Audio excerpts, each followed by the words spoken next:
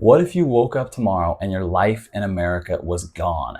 Not just your job, but your car, your apartment, and even your savings. And all you had was $5,000 to $10,000 to your name. For a lot of people, that sounds terrifying. But for others, that's the clean slate that they've been waiting for. 5 grand in the US doesn't get you that far. Maybe it's a couple months rent. Maybe it's a beat up car. That's it. But overseas, that $5,000 can give you months of breathing room. It can give you the time to reset and maybe even the time to build something completely new. So today, I want to walk you through exactly what I'd do and where I'd go if I lost everything in America. And here's the kicker. It's not Mexico, it's not Thailand, and it's not even Bali. We're going to Siem Reap, Cambodia. Now, before I explain anything else, let's cut through the obvious options I mentioned. Whenever people think about leaving the US with a small budget, they think, let's just cross the border to Mexico, or let's take a flight to Bangkok, or let's even go to Bali with all the other digital nomads. And look, those places all have their positives, but they're also overcrowded, oversold, and overpriced for what you're actually getting day to day. Mexico, great culture, even greater food,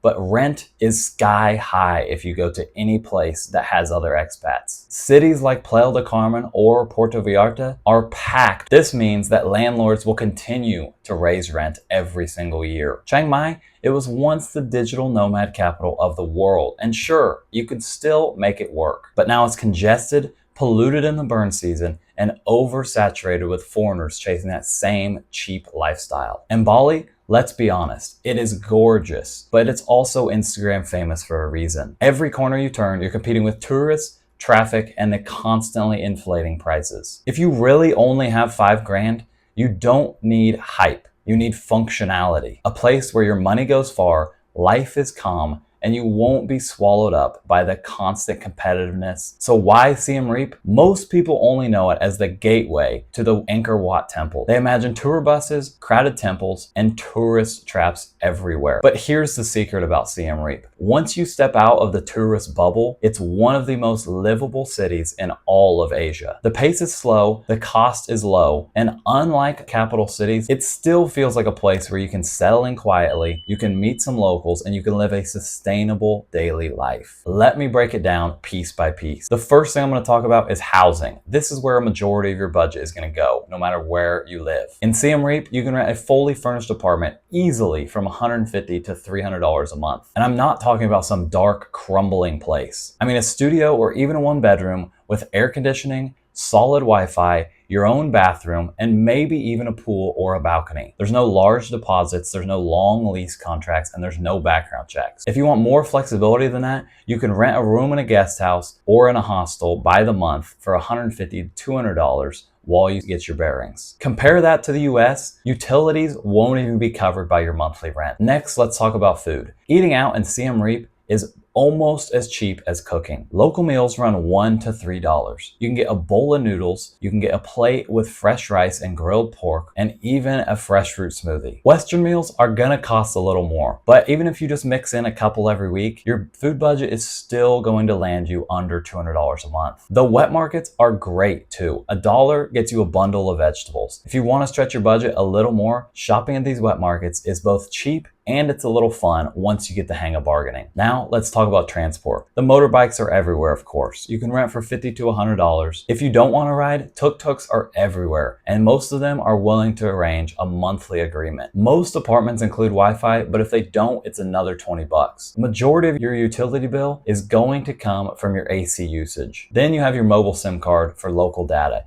It's gonna run you another $5 to $10. Add up everything that we just talked about, and it's gonna run you about $500 a month to $1,000 a month. That's rent, food, transport, utilities, everything. That $5,000 to $10,000 is going to last you quite a while if you do the math. Now, let's talk about the boring but also important side. It's visas, healthcare, and some money. Cambodia's visa system is one of the most flexible in the region. If you're looking to stay for under 60 days, just get a tourist visa. They're $30 online, you get them in a couple days. You can extend them once for another 30 days. For long-term stays, you're gonna wanna stay away from the tourist visa and get the ordinary e-visa. It's easy to extend this for another 6 to 12 months. For healthcare, Siem Reap has a variety of small clinics that can handle day-to-day issues. If you need something serious, Bangkok is a short flight away, and many people plan for exactly that. But if you're healthy and you have just basic needs like checkups, medications, this is no problem. It's affordable and easy to use. As far as money goes,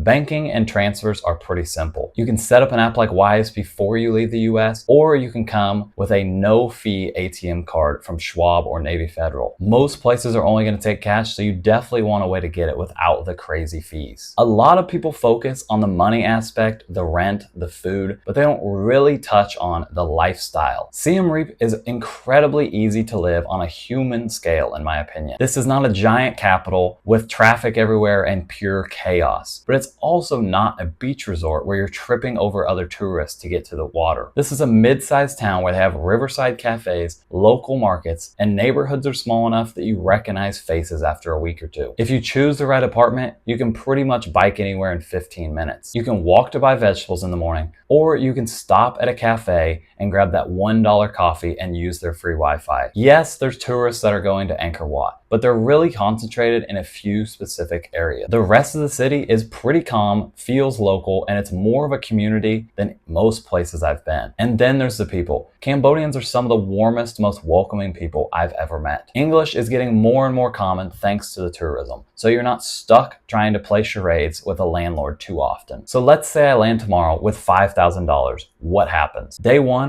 you arrive, you grab a SIM card for $5 to $10. Then you grab a small amount of cash, and then you take a tuk-tuk to the local guest house that you pre-booked. Week one, I'm exploring the different neighborhoods. I'm looking at a few more rentals through Facebook. I'm even talking to landlords directly. And then of course, I'm trying out all the food options. Week two, you've secured the apartment. Let's say it's $200 a month. I buy some basics, I find my favorite restaurants, and then I start getting on groups like Expats in Siem Reap and meeting a few other people that have the same mindset. Week 3 to 4, life starts to feel normal. You know where to eat, you know how to get around, and you know where the quiet spots are. You've also set aside $500 out of that $5,000 as a little emergency buffer. That's your breathing room. We've completed the first month. Now month 2, this is where you start building something sustainable. The city has a few small co-working spots, and you'll see people working from a cafe every so often. Here's something to remember. You don't need to earn a 6-figure income. We already talked about our expenses. You need to earn $500 to $1,000 a month to live here. That could be freelance work, that could be customer service, that could be teaching English online, or even something creative like video editing. The whole point of this is the $5,000 isn't to survive on. It's a launch pad onto bigger things. So why does Siem Reap work when Mexico, Bali, or Chiang Mai don't? Because it's cheap, quiet, and practical. It's not oversaturated.